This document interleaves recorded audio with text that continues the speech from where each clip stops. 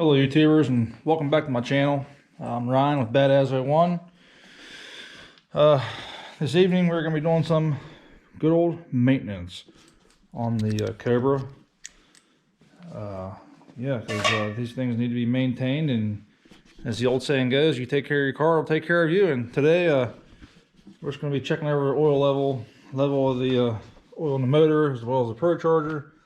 We'll be visiting the K member in the front and the IRS bushings in the back, and doing some grease work.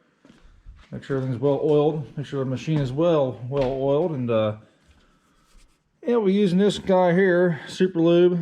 It's actually a food grade grease, safe on the bushings, the Durlin material that I have in the suspension, IRS area. And yeah, we're using this guy. We just got it the other day, and no sense in pumping like crazy, so I figured if I want to have this car for a while, I might as well have the right tool for the job. And got this little fellow here to get them hard to get to spaces. And without further ado, let's get into it. Hey, welcome back, guys. Started a maintenance video on the car a couple days ago, and I cut off the video and I was going to start filming again. All I was doing was greasing my bushings on my IRS and my K member and changing the oil in the car. Well, I got to the oil part, and I noticed an issue, which I've read a lot about this issue, and hopefully it's just commonplace gaskets. But I removed these covers on the coils and pulled the coils out, and I got well, I have it all together now because I'm taking it to the shop tomorrow to find out what's going on. But back here in the cylinder, I think it's cylinder number 7 or 8. I forget which one it is. Back here by the driver's side, the well was full. Spark plug well was full of oil, and the second and third cylinder wells, plug wells, are also full of oil on this side. So yeah, we're gonna it's shop time to see what's going on. My mechanic said he's gonna do a compression test first before he orders anything, because I'm really hoping it's just the plug grommets that are underneath the valve cover, just old. Everything in this car is still original in the motor, original gaskets, all rubber parts, valve seals, everything is 20 years old in this thing. And we just added that guy, so he's gonna, first a weak spot, it's gonna shine now, and it's already starting to. But it is what it is with things like this.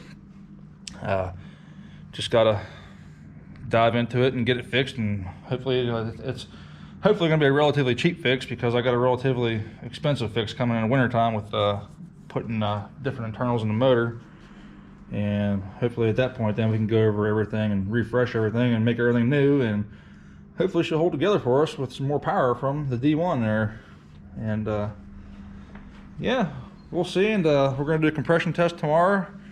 And when those results come in, I'll post them, let you guys know, keep you updated on what's going on, and hopefully nothing serious, and we can get back on the road before you know it. All right, talk to you later. All right, guys. So as promised, as I said in my video there a few minutes ago, I was going to post my results of my compression test. I'm not going to post anything unless I'm just going to tell you. And yeah, as you can see, the compression test results, didn't go too well. It turned into a John Deere tractor. No, the car's in the shop. Driver side cylinders all checked out at like 170, 175.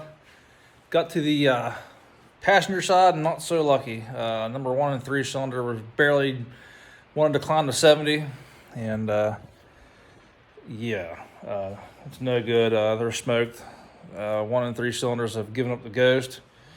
And so now it's off to bottom end time, and getting the heads done while it's all apart. I mean, it's broke down, it's apart. Might as well go ahead and dive into those while we're at it. Yeah, so much for the winter project, so much for the cheap fix. That's never a situation usually with these cars, especially with the situation I got with my car with the blower, and as I mentioned, all the parts being 20 years old inside the motor. And yeah, the internals had different plans for me, but hopefully we can build back something that's you know, a lot more stout, a lot more strong than what it was. I know we're going to, because we're putting you know, manually rods, pistons in the bottom end, and all new timing components and oil pump gears, and some other things amongst that, refreshing in the heads and having them machined and clean and everything all checked out and leak tested and sealed, you know, pressure tested for make sure there's no cracks in the block and all that good stuff. But yeah, we'll do some more videoing as the process of this whole rebuild goes on. I'm gonna go to the shop Thursday and talk to my mechanic about the fuel system. I want to make sure I'm able to support plenty of power with a lot of elbow room and leave room to grow, possibly E85, whatnot. Yeah, and that's pretty much it. Car's back under the knife. You know, machine shops or everything in this world right now is crazy. You know, can't even, you know, can't hardly get tires anymore. New cars, you know, nobody's working, nobody's wanting to work. You know, and so everything's all held up, and machine shops, consequently, same deal, man. They can't find people to work. So, you know, a 1 month job is probably going to take 2 months, but whatever, I guess, as long as the job's done right. And that's kind of taking my time and, you know, kind of mapping out the parts, do this right the first time instead of having to go back in and do it again, because this is like a one-time deal for me. Everything's so daggone expensive. I'm not trying to do this again anytime soon. But, yeah. I don't know. It is what it is. You know, the car did what it did. Just put one foot in front of the other, do the next right thing, get it back on the road, and hopefully we can do some things to support the power that we're going to be putting down, and you know, go on and be all good. And my power goal, you know, anything over 500, I'll be happy.